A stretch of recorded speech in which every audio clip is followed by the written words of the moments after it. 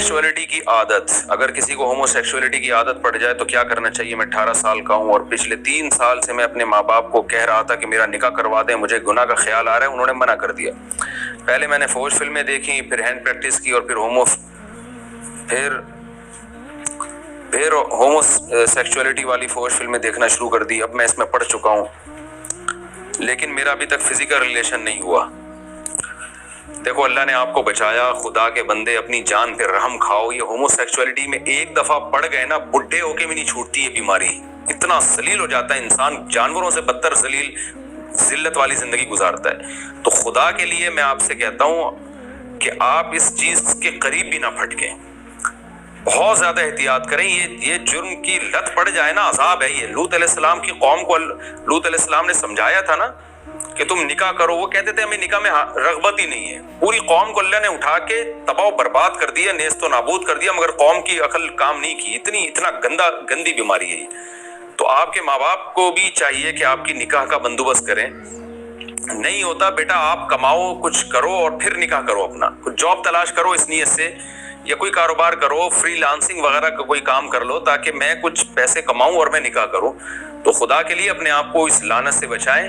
اس کا صرف آخرت میں عذاب نہیں آتا، دنیا میں بھی عذاب آتا ہے اس کا، یہ اتنی گندی بیماری ہے۔ تو میں تو یہی کہوں گا، اور تبلیغ میں وقت لگائیں، 4 مہینے لگائیں، اور کسی کی باڈی کو اپنی باڈی سے ٹچ نہ ہونے دیں کبھی بھی، اور کسی سے ہاتھ کا مذاق نہ کریں۔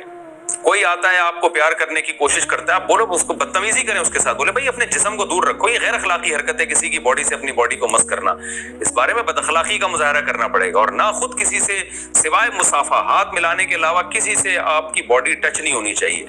تو یہ احتیاطوں پر آپ عمل کریں، اور اپنے آپ، اور خدا نخواستہ فوش فلم کبھی دیکھ لیتے ہیں، اللہ ہم سب کو اس عذاب سے بچائے، تو اپنے آپ پہ جرمانے رکھیں، کوئی روزہ رکھیں یا کچھ جرمانہ دے کے اپنے آپ کو سزا دیں۔ اور میں نے بتایا تبلیغ بہترین راستہ ہے، 4 مہینے تبلیغ میں آپ لگائیں گے تو انشاءاللہ بہت ساری برائیوں سے آپ کی جان چھوٹ جائے گی، اور ساتھ ساتھ آپ نکاح کی بندوبست کریں۔